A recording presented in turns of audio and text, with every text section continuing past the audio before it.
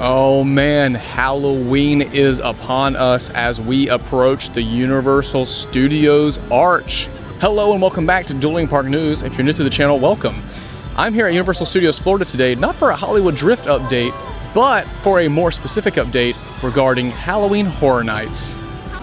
Going to go ahead and make my way into Universal Studios Florida under the arches that are still not white yet, but I have a feeling those will come very soon, the new colors, just because I feel like that's something that they would want to add before the season starts.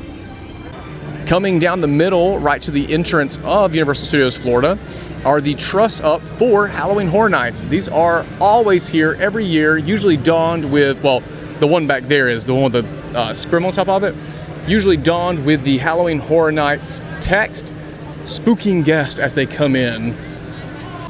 And now that I have made it into Universal Studios Florida, you can see what I was referring to. This structure is always here every year, donned with like Halloween Horror Nights and scare actors all around here. As you are entering Halloween Horror Nights, you usually can go right or left into two different scare zones, but this one always kind of stays the same, just welcoming you. And lately they've been adding pyro to the top of this. And correct me if I'm wrong, but I believe these lights have been added up here. I mean, so we can see the minion right here, and there's no monster behind them, but I think these lights are new, so correct me if I'm wrong. But these are probably for Halloween Horror Nights. And before I get too far in, here is a backside view of all of the truss up. And look, there's Mr. Halloween Horror Nights himself, Dylan. Dude, what's up? Dude, like, why do I keep running into you? It's again, this is not planned at all. Don't think it's planned. It's never planned. No. And then over here beside Minion Mayhem, we do have truss up right here. This will be the pathway that takes you into the sound stages back there, which tells me that they're going to want this pathway open. So that means, I know these are new supports right here. So that tells me they're going to have construction for this whole area at least cleaned up or done, so that way guests can walk from the main thorough pathway to the soundstage area where you can like join several different houses. And as we walk through the little Minion Valley with Minion Mayhem on the left, Villain Con on the right, we see that we have lights and projections added. Boom, right there, see? Maybe not projections, but we've got lights added on the left and on the right. This will be for Halloween Horror Nights. And over here beside the bathrooms, like I just mentioned, we have a little Halloween Horror Nights update. We talked about it in my last Hollywood Drift video, but being that this is Halloween Horror Nights related, I'll say it in this video.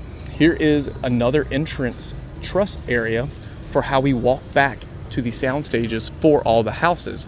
Again, with Hollywood Drift, I mean, this has got to be done. It's got to be done or cleaned up because we'll be walking underneath this to go to all the houses. Now that we have left this area and we head over to New York, we can see that truss have been added. There's Dylan. We can see truss have been added for this area, hopefully meaning the scare zone comes out this far. I don't think it's been like that the last few years. I think the last few years, the scare zone has only been over in the New York section, like alone, like in front of the Mummy. Now, when you're coming into New York on the other side of the park and, you know, over here, the main strip of the scare zones, look at this Halloween Horror Nights update. We have a big stage now. It has got the concrete, it's got the steps, it's got all the goodies. It's got a sign that literally says the world's premier Halloween event. Pardon our dust. Wow, it actually smells like wood. It looks like they're still building it right there too. So that's pretty cool. So what do you guys think? During Halloween Horror Nights, do you think I should walk up the stage, stand right here and just start singing? And that's why it's called Halloween Horror Nights, is because everybody has to hear me sing. Hey, look at this. So if you are a Halloween Horror Nights aficionado, like you know everything about anything when it comes to Halloween Horror Nights, you know that if we briefly see the Q tent out here for the Mummy, that is because it is likely they are working on the Halloween Horror Nights tribute store inside the old location. So it looks like they will be putting the tribute store back over here in New York. We can walk in through the exit, or I guess the entrance, because all this is usually extended queue for the Mummy. So you come through here, you drop your stuff off in the lockers, you go through there, whatever. But right here is where all of the tribute store is located. So it's pretty cool. Now it does look like we have additional trusts set up in New York, right here where Sting Alley is, and Finnegan's over here to where we actually exit New York and head towards San Francisco. Oh yeah, over here as you make your way into San Francisco, you'll see a large truss with lights up there. I wonder if we'll have the queues back up over here. Ooh, actually, is that? I would assume so. I wonder if the queues will come back out here again. So last year, the Jason House was over here, and they actually opened up those kind of like the gates right there where the cars drive through. And we actually got to briefly walk behind team member areas back into the supercharged queue as we made our way into the Jason House. Well, if you take the little shortcut beside Transformers in New York, you'll see a stage has been also put right here. So it looks like a lot of New York is going to have like stages and scare zones and scare actors. And that's funny to consider that Finnegan's is going down for its refurb right now. That's going to reopen up as it's going to be Finnegan's again, but it's going to be open as like a better Finnegan's 2.0, I guess. But the construction walls stretch all the way out here. So I wonder if this will be here at the start of Halloween Horror Nights. Keeping the New York theming, we're going to head over to Central Park, and we can see that the truss over here in the little wooded path has arisen, as well as other scrimmed truss too. And over here in Central Park, we have lights going up the trees in preparation for some spooky atmosphere coming to this scare zone. But when you leave Central Park heading into Kid Zone, a stage is now placed over here as well. So if you remember last year, this is where the crazy cat lady from Crooked Lane was. Her house was right here in front of the flags, but now we have a stage over to the right as like you're entering DreamWorks Land. Now there are trusts set up over here in The Simpsons as well as San Francisco. However, those are just trusts. So I'm gonna head over to Hollywood because I would like to show you guys something even cooler than the truss.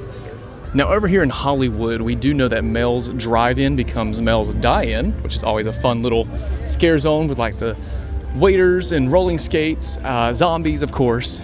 Yeah, if you didn't know that, there's zombies on roller skates that have, let's just say they hold trays of food while they try to scare you and stuff like that. Over here in Hollywood, we have truss set up, but we've got our first like big prop set up for this scare zone too. So let's get a little bit closer and see what it is. So at the entrance to Hollywood from the main entry point to Universal Studios Florida, we can see that this weird clown warehouse circus prop thing has finally debuted, marking off, the speculations for the scare zone in this area. And if I had to be a betting man, I would assume it is a circus clown themed scare zone area, especially since we have Jack and Oddfellow going at it this year as the main theme. So, I mean, what do you guys think? I mean, it's not going to be like, I don't know, it's not going to be like a dinosaur scare zone. Like, this is literally a giant clown coming out of a, well, I guess it's not coming out of a box. I guess it's just metal framework, but still, I would assume it's going to be a clown and a circus themed. Since we are in Hollywood, we might as well stop at the Five and Dime to check in on the Halloween Horror Nights merch. And if you do follow the event, you'll see that Universal has finally showed us what the next IP house is. It is Hellraiser. We've got Pinhead right here. The shirt does look a lot better than the Stranger Things shirt, and I will show you that here in a second.